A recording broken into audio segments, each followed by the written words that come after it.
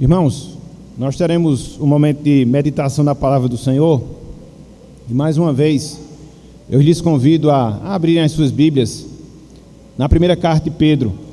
Hoje nós iniciaremos mais um capítulo dessa carta, capítulo 4. Nós já estamos, vamos assim dizer, nos encaminhando para o final deste livro da Bíblia. E hoje nós vamos ler e concentrar a nossa atenção do versículo 1 até o versículo 6. 1 de Pedro, capítulo 4, versículos de 1 até o versículo 6. Irmãos, amigos, diz-nos o seguinte a palavra do Senhor: Ora, tendo Cristo sofrido na carne, armai-vos também vós do mesmo pensamento, pois aquele que sofreu na carne deixou o pecado, para que, no tempo que vos resta na carne, já não vivais de acordo com as paixões dos homens, mas segundo a vontade de Deus. Porque basta o tempo decorrido para terdes executado a vontade dos gentios, tendo andado em dissoluções, concupiscências, borracheiras, orgias, bebedices e em detestáveis idolatrias. Por isso, difamando-vos, estranham que não concorrais com eles ao mesmo excesso de devassidão, os quais hão de prestar contas àquele que é competente para julgar vivos e mortos, pois para este fim foi o evangelho pregado também a mortos, para que, mesmo julgados na carne, segundo os homens, vivam no Espírito, segundo Deus. Até aqui, até o versículo número 6, que o Senhor nos abençoe e que Ele aplique a sua santa palavra em nossos corações. Amém. Meus irmãos, meus amigos, a vida cristã, de acordo com aquilo que nós encontramos na palavra de Deus, na Bíblia Sagrada, a vida cristã, ela é descrita através de várias figuras, através de várias ilustrações.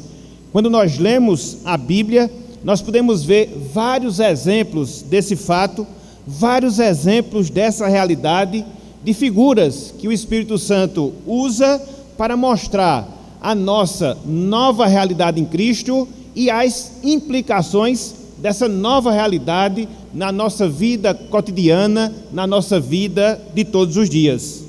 Dentre todas as figuras, dentre todas as comparações que a Bíblia fala acerca da vida cristã, há uma que chama bastante a nossa atenção. Ou seja, o viver em Cristo se constitui em uma luta. O viver em Cristo se constitui em uma luta. Até a consumação da nossa salvação, meus irmãos, minhas irmãs, nós travamos uma luta contínua, quer seja com o mundo, quer seja com o diabo, quer seja até mesmo com a nossa própria carne, com a nossa própria natureza terrena. E conforme nós falamos, é uma luta de caráter contínuo, que nós não podemos tirar férias e que nós precisamos continuamente nos envolver nesse processo.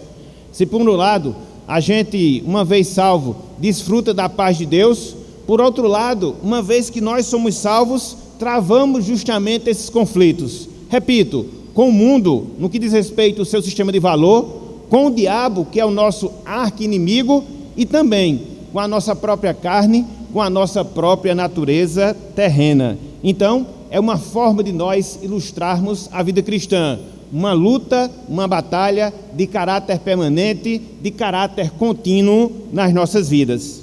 É interessante, meus irmãos, é interessante, meus amigos, que Pedro, nesse trecho que nós acabamos de ler, versículos 1 até o versículo 6, do capítulo 4 da sua primeira carta, ele fala um pouco desse conflito que nós temos, que caracteriza a nossa vida, que caracteriza a nossa nova realidade em Cristo. Precisamos lembrar aqui nesse trecho que Pedro ele ainda está tratando sobre o sofrimento que nós vivenciamos pelo fato de sermos cristãos, pelo fato de nós sermos servos e servas de Deus. Só que agora Pedro ele nos mostra, em especial aqui nesse trecho, a luta que nós sofremos para nós combatermos a nossa carne, para nós combatermos as nossas paixões. Precisamos, meus irmãos, precisamos, minhas irmãs, nos lembrar que nós não passamos ainda pelo processo de glorificação. O pecado ainda se faz presente na nossa vida. O pecado ainda se manifesta com toda a sua sorte de impiedades, com toda a sua sorte de paixões em nossas vidas, e por isso, o que é que nós precisamos? Precisamos combatê-lo. Precisamos combater essa impiedade que se manifesta na nossa vida ao longo de toda a nossa existência aqui na terra. E aí surge a pergunta, e aí surge a indagação: como nós podemos travar esse conflito? Como nós podemos travar essa luta? E aqui eu estou especificando o inimigo. Eu não estou falando do mundo, eu não estou falando do diabo, mas pegando o ensinamento do apóstolo Pedro, eu estou falando da luta que nós travamos com as nossas paixões, com o pecado, com as impiedades que ainda se manifestam e se manifestam em nossas vidas. Então, quando nós olhamos para esse trecho da palavra, nós vemos, meus irmãos, nós vemos, meus amigos, algumas verdades, algumas orientações que Pedro, inspirado por Deus, aqui ele nos faz. Por isso, irmãos, por isso, amigos, na noite de hoje, eu queria que nós considerássemos, na noite de hoje, eu queria que nós pensássemos no seguinte tema: lutando contra a impiedade. Lutando contra a impiedade. E aqui eu queria considerar alguns pontos. E aqui eu queria considerar algumas divisões conforme nós temos no trecho que encontramos diante de nós. Em primeiro lugar, meus irmãos, em primeiro lugar, meus amigos, eu queria que nós considerássemos na exortação que nós temos para lutarmos contra a impiedade. A exortação que nós temos para nós lutarmos contra a impiedade. Exortação para lutar contra a impiedade. Vejam o que nos diz aqui o versículo 1 de Pedro, capítulo 4, versículo 1. Diz-nos o seguinte, o autor sagrado: ora, tendo Cristo sofrido na carne, armai-vos também vós do mesmo sentimento, ou do mesmo pensamento, pois aquele que sofreu na carne deixou o pecado. O que é que nós temos aqui nessa passagem? O que é que nós temos aqui neste verso? Pedro exortando a nos armarmos, ou seja, a nos municiarmos com o mesmo sentimento que houve em Cristo Jesus. Para quê? Para nós lutarmos contra os nossos pecados, para nós lutarmos contra as nossas impiedades, para nós lutarmos contra as nossas paixões. É interessante nós observarmos o significado da palavra armar, que Pedro ele usa aqui no versículo 1. Essa palavra ela tem uma significação, essa palavra ela tem uma conotação militar. A ideia que ela transmite é da necessidade que nós temos de nos prepararmos para uma luta, de nos prepararmos para uma guerra. E aí Pedro ele aplica esse verbo, Pedro ele aplica essa palavra mostrando que nós devemos ter o mesmo sentimento que Cristo teve, nos armar desse sentimento para que assim nós possamos combater o pecado em nossas vidas. Cristo, meus irmãos, Cristo, meus amigos, ele sofreu na carne. Não que ele tivesse algum pecado, não que ele tivesse alguma transgressão, não que ele tivesse alguma iniquidade, não jamais, mas ele sofreu na carne, se fazendo pecador, para que assim ele pudesse nos libertar do domínio do pecado nas nossas vidas. É por isso que essa palavra deixar, que nós também encontramos no versículo 1, significa algo que você deixa completa e definitivamente. significa um abandono, e foi justamente isso que Cristo fez, através do seu sofrimento, que culminou na sua morte de cruz. Para quê? Para nos livrar do domínio do pecado nas nossas vidas. Então Pedro, ele nos exorta a termos esse mesmo sentimento. Pedro, ele nos exorta a termos esse mesmo pensamento nas nossas vidas, a nos armarmos com o sentimento de Cristo, que sofreu, que padeceu na carne, para nos livrar do domínio do pecado nas nossas vidas. E aí, meus irmãos, e aí, meus amigos, quando nós entendemos essa verdade, quando nós entendemos esse princípio, nós chegamos à conclusão que, de fato, a vida cristã consiste em uma batalha que nós travamos contra a nossa velha natureza. A vida cristã consiste em uma batalha que nós travamos com a nossa velha natureza. Muito embora, meus irmãos, muito embora, minhas irmãs, não mais sejamos escravos do pecado, uma vez que Cristo nos libertou do seu domínio, a presença do pecado ainda é uma triste realidade em nossas vidas. Logo, em virtude desse fato, há uma verdadeira luta que nós travamos contra os nossos desejos, contra o nosso próprio eu, contra ações ímpias que querem se manifestar, que querem aflorar ao longo da nossa vida aqui na terra. E quando nós travamos, irmãos, e quando nós travamos, irmãs, essa luta, nós percebemos que em muitos momentos essa luta nos traz dor. Nós percebemos que em muitos momentos essa luta nos traz tristeza. Nós percebemos que em muitos momentos essa luta nos traz pesar. Contudo, foi para esse fim que Cristo sofreu na cruz, para nos livrar do domínio do pecado e para que, baseado no seu sentimento, nós possamos deflagrar essa guerra também contra os nossos próprios pecados, as nossas próprias paixões. Por isso, meus irmãos, por isso, minhas irmãs, nós devemos travar essa luta ao longo da nossa caminhada aqui na terra, dentro de uma certeza, dentro de uma convicção. E que certeza é essa? Que convicção é essa? Que Cristo, Ele já venceu o pecado para nós. É um enfrentamento que a gente faz consciente dessa realidade.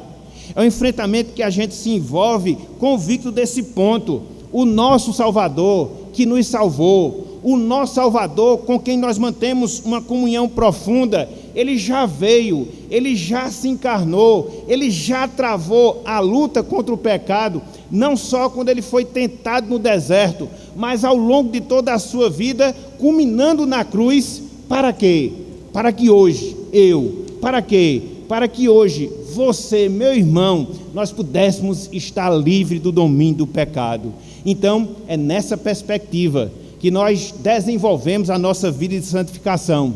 É nesse sentimento que nós agimos ativamente nas nossas vidas, para afastar de sobre nós pensamentos, inclinações, atitudes que são contrárias à palavra de Deus, não baseado na nossa própria força, não baseado na nossa própria capacidade, mas sim firmado na vitória que Cristo adquiriu para nós na cruz do Calvário.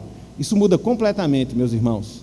Isso muda completamente, minhas irmãs, a luta que nós travamos contra os nossos desejos. A gente olha para a cruz, a gente confia em Cristo e sabe que em Cristo nós somos mais que vencedores. Não há um só sentimento, não há uma só motivação, não há uma só postura pecaminosa na nossa vida que a cruz do Calvário não seja capaz de nos libertar dela. Então, é dentro dessa convicção, que traz sim sofrimento, é dentro dessa realidade que nós nos envolvemos na luta contra a impiedade. Então, em primeiro lugar, o que é que nós vemos? Vemos isso, a exortação. Para quê? Para que nós lutemos e lutemos contra a nossa impiedade. Mas não só isso. Em segundo lugar, o apóstolo Pedro, ele fala um segundo ponto. Em segundo lugar, o apóstolo Pedro nos fala uma outra verdade. Ou seja, ele mostra a finalidade de nós lutarmos contra a impiedade na nossa vida. A finalidade de nós lutarmos contra a impiedade nas nossas vidas. Olhem só o que nós encontramos no versículo 2, 1 de Pedro, capítulo 4, versículo 2, finalidade da luta contra a impiedade. Diz o seguinte: para que, finalidade, no tempo que vos resta na carne, já não vivais de acordo com as paixões dos homens, mas segundo a vontade de Deus. O que é que nós temos aqui, meus irmãos? O que é que nós temos aqui, meus amigos? Pedro nos mostrando que nós devemos lutar contra o pecado nas nossas vidas para cumprir o propósito de Deus que nos resta ao longo da nossa existência aqui na terra. Resumidamente, é isso que nós encontramos aqui nesse texto. Pedro nos mostrando, Pedro nos ensinando que nós devemos lutar contra o pecado para cumprir a vontade de Deus ao longo do tempo que nos resta enquanto nós estivermos aqui na terra.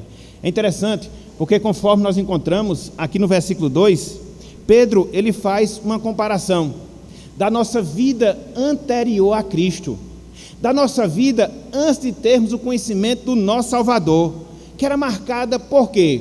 Por desejos, que era marcada por quê? Por paixões, que era marcada por quê? Por iniquidades. Essa era a triste realidade na qual nós nos encontrávamos antes de recebermos a Cristo como Salvador.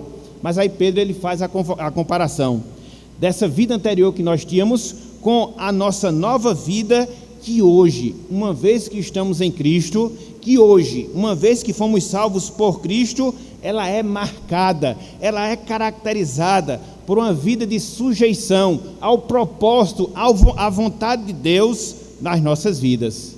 Assim, conforme nós temos aqui orientado por Pedro, até o dia da consumação da nossa salvação, nós temos que viver a nossa vida, nós temos que nos conduzir na presente existência visando a glória de Deus no nosso viver. É isso que Pedro aqui está mostrando, a finalidade, o propósito de nós travarmos essa luta contra as nossas impiedades, aproveitando o tempo que nos resta para viver segundo a vontade de Deus, para cumprir o seu propósito, vivendo verdadeiramente para a glória do seu nome ao longo da nossa existência aqui na terra. Na verdade, meus irmãos, na verdade, meus amigos, o que nós temos aqui nesse texto é o chamamento que Deus nos faz para nós aproveitarmos corretamente o tempo que Deus nos dá nesta vida, o tempo que Deus nos dá nesta peregrinação aqui na terra. Deus nos chama para nós aproveitarmos da melhor forma. Deus nos convoca para nós aproveitarmos da melhor maneira a vida que Ele nos dá enquanto nós estamos existindo aqui nessa terra. Nós, meus irmãos, nós, minhas irmãs, que somos filhos e filhas de Deus, criados e recriados em Cristo Jesus, para nós, Deus, Ele tem um plano santo. Para nós, Deus tem um plano maravilhoso, que é o de quê? Viver para a glória do seu nome. E dessa forma, nós nos prepararmos para a eternidade. Na medida em que nós encaramos esse objetivo de vida, na medida em que nós encaramos essa finalidade, viver para a glória de Deus, viver para a glória do Senhor, nós estamos nos preparando adequadamente para a eternidade. E essa é a vontade de Deus para nós.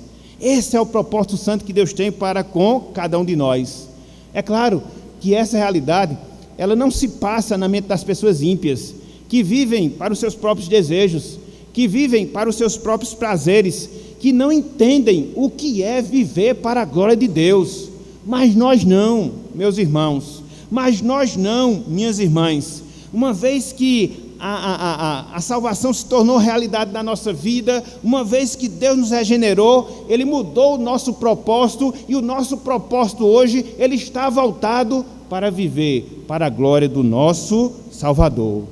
Por isso, meus irmãos, por isso, minhas irmãs, nós devemos seguir o exemplo de Cristo, nós devemos seguir o exemplo do nosso Salvador, que teve como propósito, que teve como meta para a sua vida, fazer a vontade de Deus, fazer a vontade do Senhor. Há um texto que eu acho fantástico na palavra de Deus, lá em João capítulo 4, versículo 34, quando Cristo ele fala aos discípulos, mostrando que a sua comida, ou seja, aquilo que lhe sustentava, era fazer a vontade de Deus e realizar a sua obra ao longo de toda a sua vida. E é isso também, meus irmãos, é isso também, minhas irmãs, que deve ser o nosso propósito de vida ao longo da nossa caminhada aqui na terra. É claro, a exemplo que aconteceu com o nosso Salvador, é um caminho que muitas vezes nos traz dor, é um caminho que muitas vezes nos traz sofrimento, é um caminho que muitas vezes nos traz tribulação, mas é o caminho que nos leva para a glória. Foi como aconteceu a Cristo. Ele sofreu por fazer a vontade de Deus, ele padeceu por fazer o propósito do Senhor, mas esse caminho dificultoso lhe proporcionou a glória eterna e um nome que está acima de todo nome.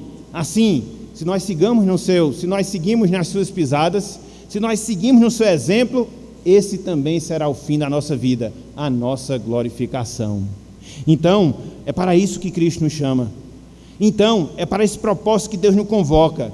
Então, sigamos o exemplo de Cristo, vivendo a vida com um propósito certo, vivendo a vida com um propósito santo, ou seja, glorificar a Deus.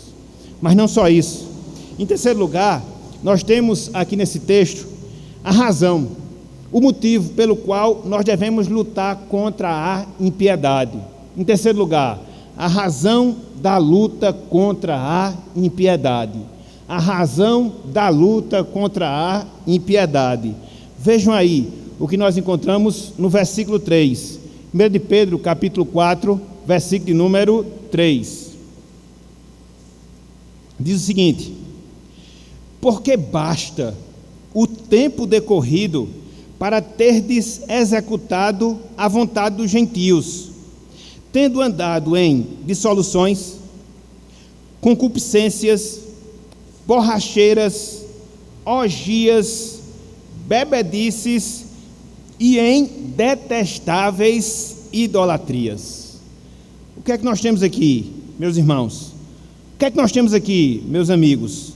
Pedro, ele nos ensinando que o pecado na nossa vida, que a impiedade da nossa vida, eles devem ser combatidos porque está ligado ao nosso antigo passado antes de termos experimentado da salvação de Cristo. É por isso que nós devemos lutar contra a impiedade. É por isso que nós devemos lutar contra o pecado na nossa vida. Porque uma vida ímpia, porque uma vida pecaminosa, ela marcou a nossa existência antes de termos experimentado de Cristo, antes de termos experimentado o nosso Salvador. Então, Pedro aqui considera aos seus leitores, e também considera com cada um de nós, que o tempo em que nós vivíamos em impiedade, que o tempo em que nós vivíamos em paixões já foi o bastante. É por isso que ele fala, logo no início do versículo 3, porque basta. Essa palavra basta, que nós encontramos aí, literalmente falando, significa está na hora de acabar, está na hora de cessar, chega. Então, é esse o desejo que Pedro tinha para com os seus leitores. Vocês já estão em Cristo, vocês já foram redimidos pelo Salvador, o Espírito Santo já habita nos seus corações. Então, por que viver a vida que vocês têm agora de maneira semelhante à que vocês tinham antes de receber a Cristo nas suas vidas? Não tem necessidade, não tem propósito, não tem meta, não há mais espaço para essa conduta na vida de vocês. E aí, quando nós olhamos de maneira aqui detalhada esse texto, nós vemos pelo menos 6 práticas que Pedro ele descreve, ligadas a 3 categorias de pecados, vamos assim dizer, em que os irmãos deveriam se afastar daquelas coisas, onde os irmãos deveriam combater aquelas coisas. Por quê? Porque eles viviam uma nova realidade em Cristo Jesus. E quais eram esses pecados? Quais eram essas transgressões? Pedro ele fala em dissoluções. Tem aí no texto, dissoluções. Essa palavra dissoluções, ela tem a ver com a luxúria, ela tem a ver com a libertinagem desenfreada. Infelizmente era essa a realidade daqueles irmãos, e era a característica da época deles. Basta nós lembrarmos que nos tempos do Novo Testamento existia uma deusa chamada Afrodite, a chamada deusa do amor, a chamada deusa da licenciosidade, onde ela era adorada justamente através de relações sexuais ilícitas. Então, quando Pedro fala de dissoluções, ele está lembrando justamente desse aspecto, ele está lembrando justamente dessa prática, dessa adoração pagã que caracterizava a vida anterior daqueles cristãos que haviam sido salvos por Cristo. Mas não só dissoluções, ele fala também em concupiscências. Essa palavra aqui está relacionada à sensualidade. Essa palavra aqui, ela está relacionada aos desejos carnais. Pedro diz: afaste-se também destas coisas, afaste-se também desta postura. Mas Pedro, ele não para, ele fala em dissoluções, ele fala em concupiscências, que são pecados carnais, vamos assim dizer, mas ele entra numa segunda categoria de pecados, os vícios. E aqui ele destaca pelo menos 3 ações pecaminosas. A primeira delas, borracheiras. O que é que isso significa? O que é que isso realmente nos ensina? Envolvia, meus irmãos, meus amigos, o excesso do consumo de vinho. O excesso do consumo de vinho. E ele não para por aí, ele fala em orgias. Essas orgias às quais ele faz menção consistia na comemoração a um deus pagão, o deus Baco, que era o deus do vinho, e que essas adorações ao deus Baco, elas eram caracterizadas por procissões onde as pessoas faziam completamente embriagadas. Eram essas orgias às quais Pedro aqui faz menção. Então, ele fala de borracheiras, ele fala de orgias, ele também fala de bebedices, que diz respeito a frequentar lugares de farras e também de bebedeiras. Então vejam que esses 3 pecados, borracheiras, orgias, bebedices, eles estão vinculados a quê? Aos vícios, especificamente falando, aos vícios. Então, a primeira categoria, os pecados carnais. A segunda categoria, os vícios. A terceira categoria, a idolatria. Ele finaliza a lista aqui dizendo: detestáveis idolatrias. Essa palavra detestáveis aqui significa abomináveis idolatrias. De certa forma, é o resumo de tudo que Pedro havia falado, de pecados relacionados à licenciosidade sexual, de pecados relacionados aos vícios, e ele mostra que tudo aquilo ali nada mais era do que uma demonstração de uma abominável idolatria, porque conforme nós falamos, estavam relacionadas a deus Afrodite, estavam relacionadas ao deus Baco, e aqui ele sintetiza, ele resume todas aquelas ações pecaminosas. Então, era por esse motivo que aqueles irmãos, eles deviam lutar contra a impiedade de suas vidas. Era essa a razão, porque todas essas práticas, dissoluções, concupiscências, borracheiras, orgias, bebedices, detestáveis idolatrias, faziam parte da sua vida passada, e não deviam mais estar presentes nas suas vidas, porque eles haviam sido salvos por Cristo Jesus.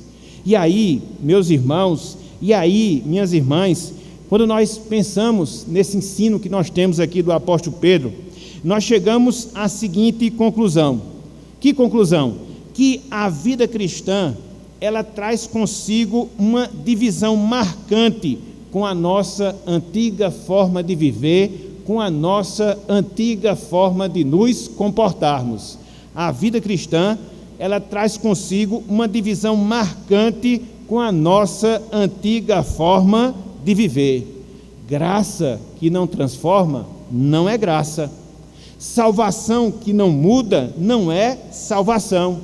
Então, uma vez que nós somos salvos, uma vez que nós somos remidos, o que é que se espera de nós?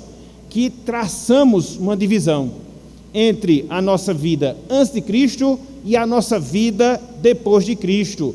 Tem que haver mudança, tem que haver alteração, tem que haver transformação, porque se não houver, não há verdadeiramente salvação. Então, meus irmãos, então, minhas irmãs, façamos, mas façamos mesmo de Cristo a referência de mudança em nossas vidas. Façamos de Cristo a referência de mudança em nossas vidas. Conforme nós sabemos, a história da humanidade, ela é dividida em antes e depois de Cristo. A nossa vida espiritual deve seguir esse mesmo princípio. A nossa vida espiritual deve seguir essa mesma caminhada. Éramos quando nós não tínhamos o conhecimento de Deus, quando não tínhamos experimentado a salvação. Outro nós somos hoje, outro nós somos agora, quando a graça de Deus se manifestou salvadoramente em nossas vidas. É esse contraste, meus irmãos, é essa diferença, minhas irmãs, que nós devemos cada vez mais manifestar em nossas vidas, quer seja em nossas palavras, quer seja em nossos pensamentos, quer seja em nossa conduta, e para isso nós precisamos lutar contra a impiedade que muitas vezes quer aflorar nas nossas vidas. Mostremos essa diferença, mostremos essa distinção, porque o tempo em que nós não conhecíamos a Deus, o tempo em que nós não conhecíamos o Salvador, já foi bastante para vivermos mergulhados na impiedade, para vivermos mergulhados no pecado.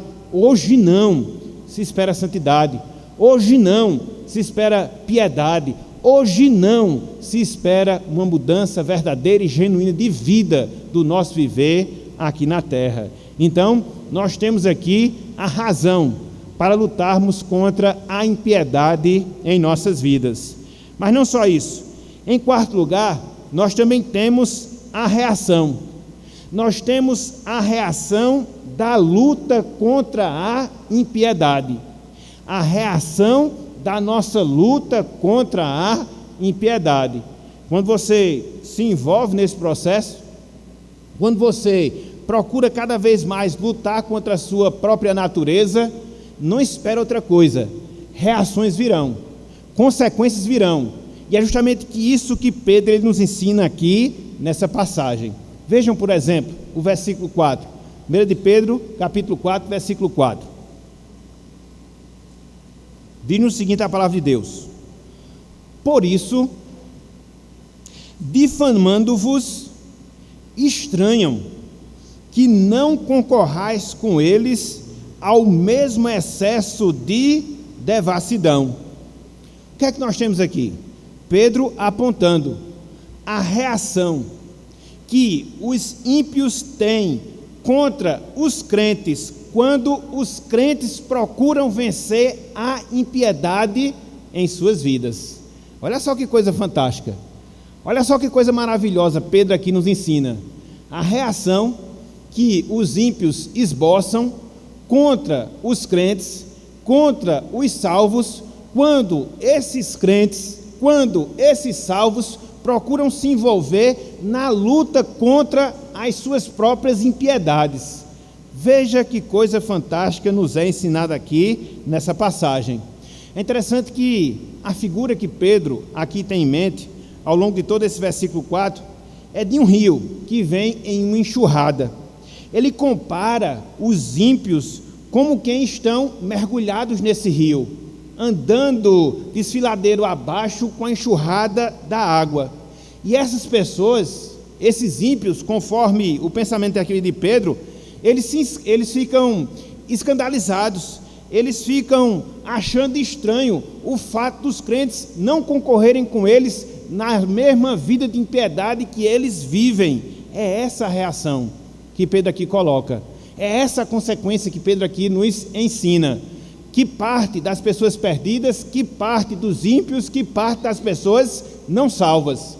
E é interessante porque era justamente essa realidade das pessoas para as quais Pedro escreve aqui nessa passagem. Eram cristãos que vinham do paganismo, eram cristãos que vinham do mundo, que viviam em dissoluções, que viviam em concupiscências, que viviam nas borracheiras, nas orgias, nas bebedices, nas detestáveis idolatrias, mas agora não viviam mais. E aí estavam os ímpios achando estranho. Aí estavam os ímpios difamando os crentes pelo fato de eles se afastarem da sua antiga forma de viver, da sua antiga forma de se comportar. Então, é a reação que muitas vezes a gente sofre. Repito, dos de fora. Repito, dos ímpios. Quando nós nos envolvemos em uma vida de santidade, quando nós procuramos cada vez mais vencer a impiedade nas nossas vidas. E isso, meus irmãos, e isso, minhas irmãs, nos traz uma verdade bastante importante para cada um de nós. Que verdade? A vida de piedade, ela sempre será mal compreendida e rejeitada pelos ímpios. A vida de piedade, ela sempre será mal compreendida e rejeitada pelos ímpios. Essa é a realidade do povo de Deus ao longo de toda a sua história. Em um primeiro momento, os ímpios se impressionam com a nossa nova forma de viver, com a nossa nova maneira de nos comportarmos, mas eles não ficam apenas estarrecidos. Via de regra, eles seguem um ponto adiante e depois passam a hostilizar os cristãos pelo fato de buscarem essa vida de piedade, pelo fato de buscarem essa vida de santidade. E às vezes a gente fica a se perguntar, e às vezes a gente fica a se indagar, por que será que isso acontece? Quando você vive em piedade e passa por uma transformação de vida, quando você procura, uma vez que é salvo, viver em retidão, muitas vezes o que você recebe da parte das pessoas perdidas é hostilidade, é indiferença, é perseguição, é desmerecimento. Por que será que isso acontece? Simples, meus irmãos, simples, minhas irmãs. A nossa vida de piedade é uma condenação para aqueles que vivem em impiedade. A nossa vida de piedade é uma condenação para aqueles que vivem em impiedade. Então, quando eles olham para as suas próprias vidas e não vê o mesmo comportamento que enxergam em nós, e isso já serve de condenação, que o caminho no qual eles estão prosseguindo é o caminho errado, que traz juízo, que traz condenação, e eles procuram, ao fim da força, abafar o testemunho para que as suas consciências elas não fiquem aguçadas em relação aos seus próprios pecados. E é justamente por causa disso que muitas vezes a gente é perseguido. É justamente por causa disso que muitas vezes nós somos mal compreendidos. E muitas vezes, quanto mais santos, quanto mais piedosos, mais indiferença, mais perseguição a gente vai padecer da parte das pessoas que não são salvas. E diante disso, meus irmãos, e diante disso, minhas irmãs, o que é que a gente deve fazer? A gente não pode se intimidar. Não, jamais. A gente não pode se intimidar com a indiferença. A gente não pode se intimidar com o escárnio que muitas vezes nós sofremos do mundo quando nós procuramos fazer a vontade de Deus, quando nós procuramos ter uma vida reta, quando nós procuramos ter uma vida piedosa. Por quê? Por quê? Porque o nosso objetivo de vida é diferente dos dele. Hoje a gente vive para a glória de Deus, e as pessoas que estão mortas em seus delitos, as pessoas que estão mortas em seus pecados, elas nunca vão compreender isso. Elas nunca vão entender a razão desse propósito de vida em relação a cada um de nós. E aí elas vão procurar, conforme nós falamos, abafar o bom testemunho, para que elas não se sintam atingidas, para que elas não se sintam condenadas. Contudo, meus irmãos, contudo, minhas irmãs, quando isso acontecer, não se preocupe. Quando isso acontecer, não se entristeça. Você vai estar em uma boa companhia. Ou seja, você vai estar na companhia de Cristo, que passou pelo mesmo processo na sua vida. E é interessante porque quando nós olhamos, por exemplo, a vida de Cristo, quem foram as pessoas que mais escarneceram dele? Quem foram as pessoas que mais procuraram destratá-lo? Quem foi? Foram os mundanos? Não, foram os religiosos da sua época.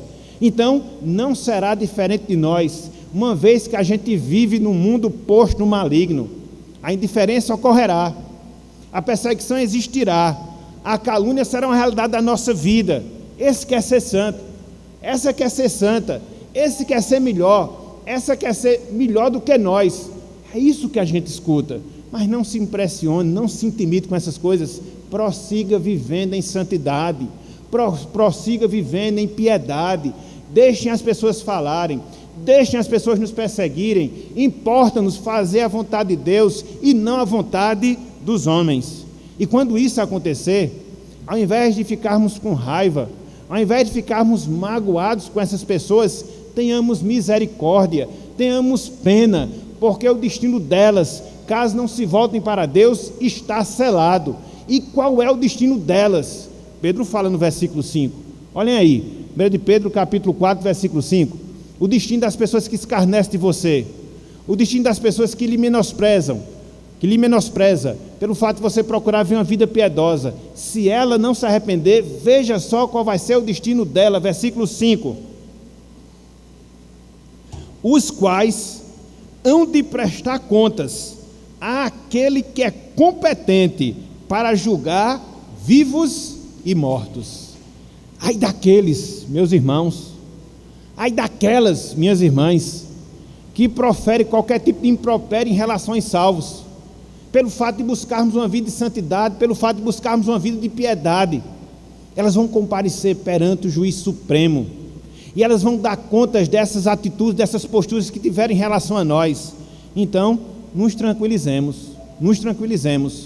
e continuemos a nossa jornada, procurando cada vez mais vencer a impiedade na nossa vida. Então, era a quarta verdade que eu queria mostrar aos irmãos, que eu queria mostrar aos amigos nessa noite de hoje. Mas não só isso. Em quinto lugar, meus irmãos, meus amigos, a vitória sobre a impiedade. A vitória sobre a impiedade. Veja que o nosso caminho é um caminho difícil, de sofrimento, de dor, até mesmo quando a gente procura lutar contra as nossas próprias paixões. Mas perseveremos, porque no final a vitória virá para aqueles que procuram vencer a impiedade. E Pedro fala um pouco disso no versículo 6. Olhem só, 1 de Pedro capítulo 4, versículo 6. Pedro assim nos diz: pois para este fim foi o evangelho pregado também a mortos, para que, mesmo julgados na carne segundo os homens, vivam no Espírito segundo Deus.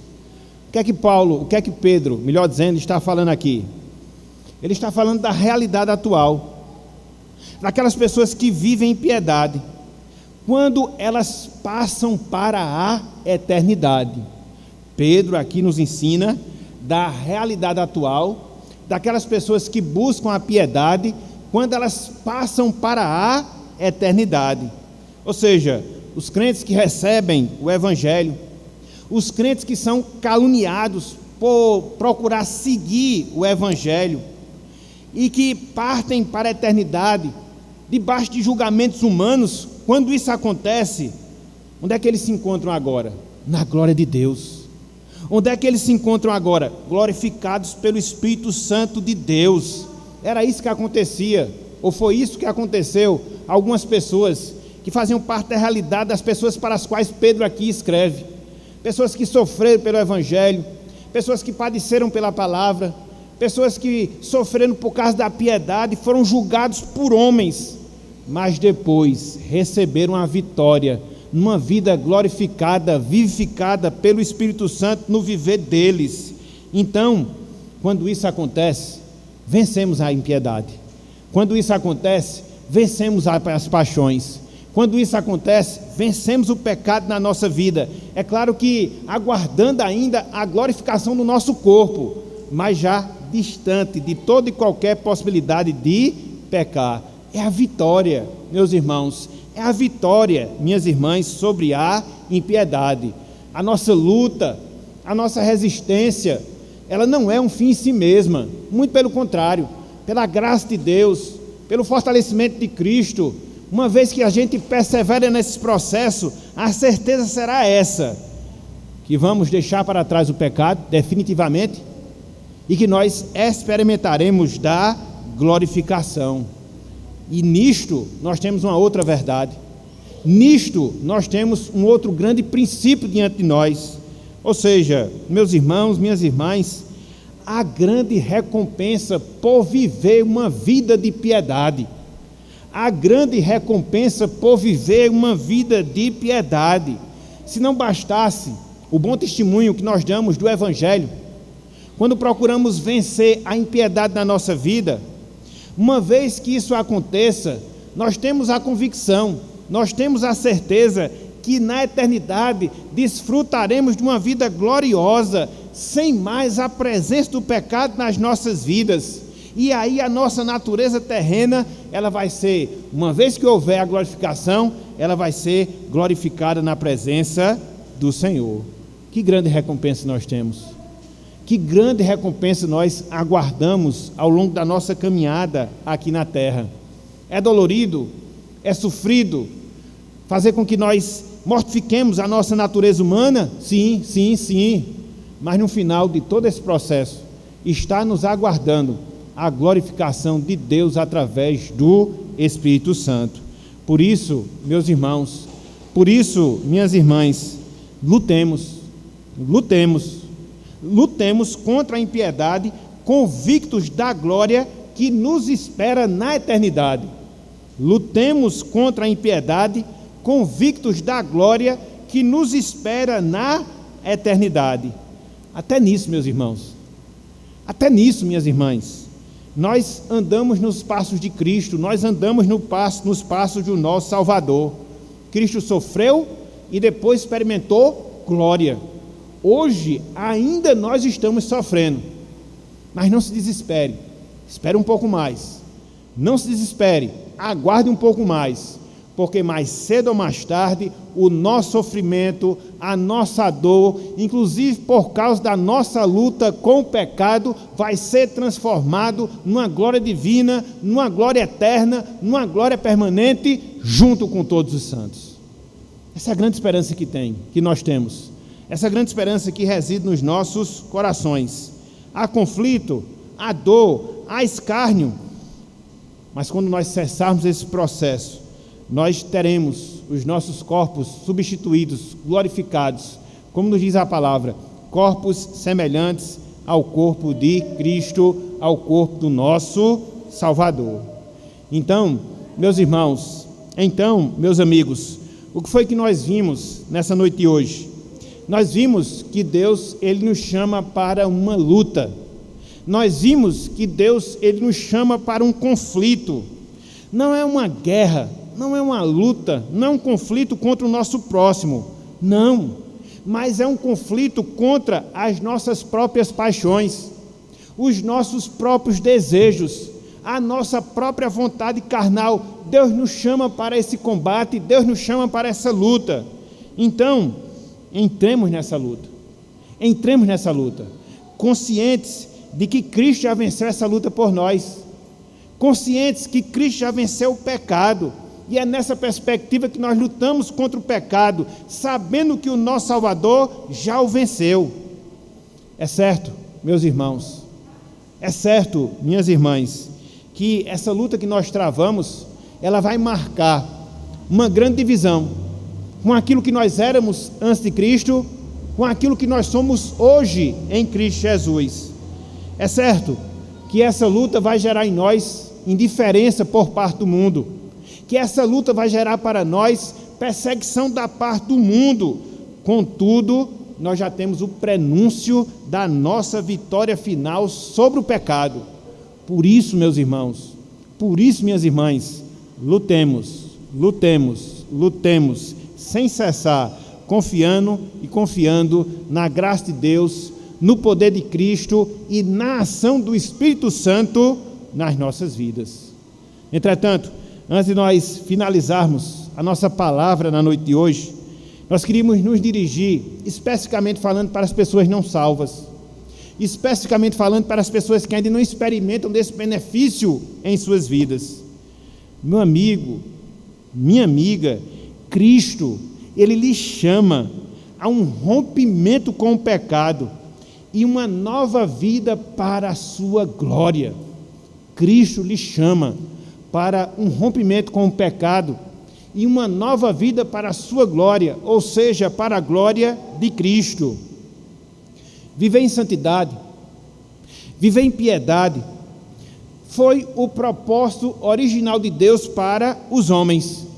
Mas conforme nós temos na história da redenção, o pecado, ele perverteu toda essa ordem, perverteu todo esse processo. Por isso Cristo veio a esse mundo. Por isso Cristo se encarnou. Por isso Cristo combateu o pecado ao longo de toda a sua existência aqui na terra. E foi crucificado como um pecador, para que a partir da sua morte nós pudéssemos obter vitória sobre o pecado. E é justamente desse Cristo, meu amigo, é justamente deste Cristo, minha amiga, que você carece na sua vida, que você necessita, para que de fato haja uma mudança profunda, para que de fato haja uma grande mudança na sua vida, uma mudança que gerará alteração dos seus comportamentos, que gerará alteração das suas motivações aqui na terra, mas acima de tudo, uma mudança que vai lhe dar certeza da vida eterna na presença de Deus. Por isso, meu amigo, por isso, minha amiga, clame a Deus, peça por sua misericórdia, para que o sangue de Cristo seja aplicado na sua vida, para que você possa ser lavado das suas iniquidades, e assim você possa ter a capacitação necessária para lutar contra essas iniquidades ao longo da sua vida, na certeza de que se você tiver Cristo no seu coração, na convicção, se você tiver Cristo na sua vida, esta luta já está vencida para a glória de Deus. E na medida em que isso acontecer, você estará pavimentando o seu caminho para a glorificação celestial, para a glorificação eterna. É por isso que o Evangelho é boa nova de salvação. É boa nova de salvação para você. E é essa boa nova que está sendo transmitida na noite de hoje. Para que, pela graça de Deus, repito, pela misericórdia do Senhor, Deus, mediante o seu Espírito, fale profundamente no seu coração. Abra a sua mente, abra seu entendimento. E hoje, sem detença, e hoje, sem demora, você possa ter a experiência que o Senhor, Ele é bondoso em relação à sua vida. Portanto, meus irmãos, meus amigos, que Deus Ele nos abençoe, que Ele nos fortaleça, que Ele nos capacite, sobretudo a nós, irmãos e irmãs, na nossa luta contra a impiedade.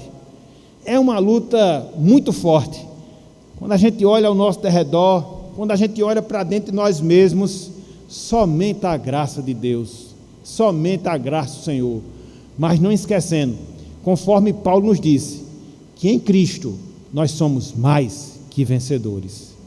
Então que Deus nos abençoe e que Ele coloque a sua santa palavra em nossos corações. Amém.